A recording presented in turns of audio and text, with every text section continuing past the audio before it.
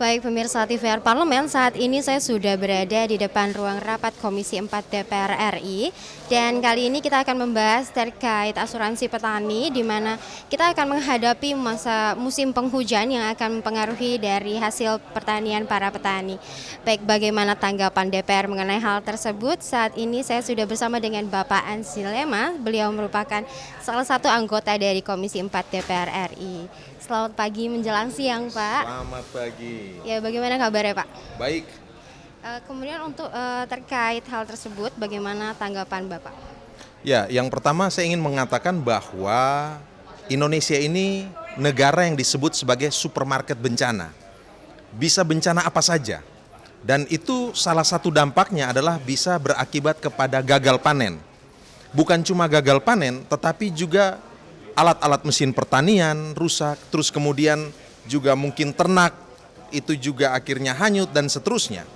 Karena itu keberadaan ataupun mekanisme asuransi bagi para petani peternak ini menjadi hal yang penting. Persoalannya adalah tidak semua petani, belum semua peternak ataupun juga nelayan itu memahami bahwa ada skema ataupun mekanisme asuransi ya yang bisa mereka ikuti.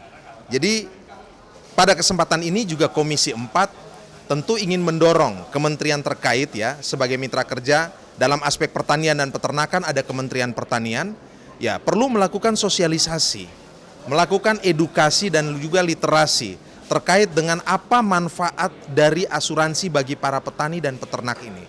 Karena bisa saja terjadi gagal panen karena climate change dan seterusnya, bisa juga terjadi karena bencana. Dan petani itu cukup membayarkan secara periodik itu kalau tidak salah di bawah 40.000. Tetapi manfaatnya akan banyak. Ya. Karena itu kami ingin mendorong Kementerian Pertanian untuk melakukan proses sosialisasi, membangun kesadaran dari para petani sehingga mereka yang belum tahu kemudian mengetahui bahwa ada skema asuransi bagi para petani peternak ini dan dari sana juga perlu dijelaskan secara sistematis, secara komprehensif dan utuh bahwa manfaat-manfaat apa saja yang bisa mereka dapatkan. Ya, saya ingin sampaikan juga kepada para petani bahwa ya itu kerap kali 1 bulan itu tidak sampai jika dibandingkan dengan harga rokok itu lebih banyak ya, lebih mahal dikeluarkan. Sementara ini 1 bulan tidak sampai 40.000. Silakan ikuti, manfaatnya juga untuk para petani sekalian. Saya kira demikian. Kemudian seperti yang tadi Bapak sampaikan, masih banyak petani dan peternak yang belum memahami mengenai mekanisme dari asuransi ini. Sejauh ini di lapangan seperti apa sosialisasi ini, Pak? Nah, tentu belum optimal. Ya, ini belum optimal karena masih banyak petani juga yang belum terlibat atau belum bisa mengakses hal ini. Maka kemudahan-kemudahan untuk mendapatkan informasi, mendapatkan penjelasan, pengetahuan, mengakses untuk bisa ikut dalam asuransi pertanian ini bagi para petani, ini harus disiapkan secara baik oleh Kementerian Pertanian.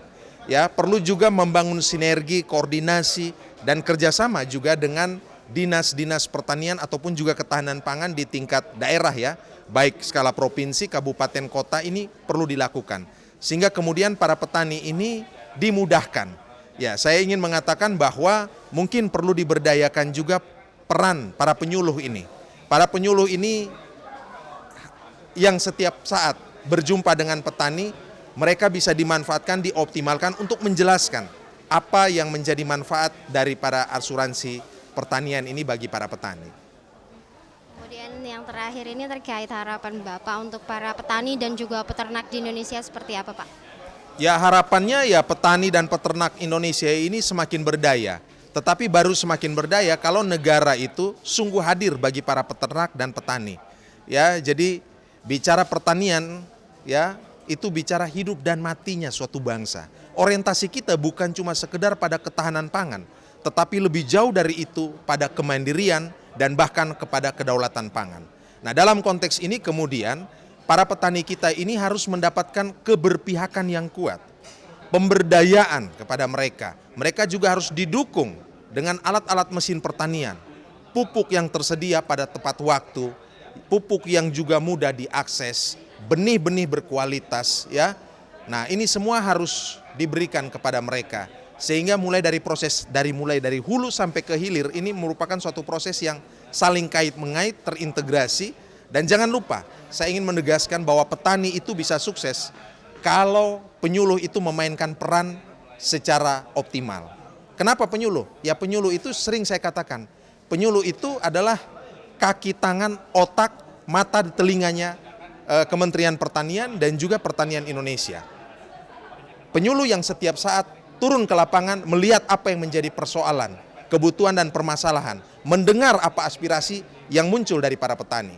Penyuluh juga adalah kaki dan tangan serta otak dari Kementerian Pertanian untuk memberi pesan, mau pesan inovasi, pesan kreasi, pesan transformasi, pesan akselerasi dalam pembangunan, maupun memediasi komunikasi dari negara, dalam hal ini Kementerian Pertanian kepada para petani, itu butuh penyuluh.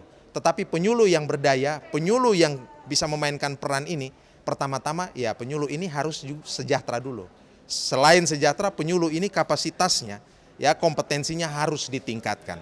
Dan juga harus diperhitungkan juga terkait dengan proporsionalitas, aspek kuantitas. Idealnya satu penyuluh itu mendampingi berapa banyak petani. Kira-kira demikian. Baik, terima kasih Bapak atas Sama-sama, waktunya. Ya. Baik, pemirsa TVR Parlemen, itulah wawancara saya dengan salah satu anggota Komisi 4 DPR RI, Bapak Ansy Lema. Dan saya melaporkan dari depan ruang rapat Komisi 4 DPR RI, saya Rodia, kembali ke studio.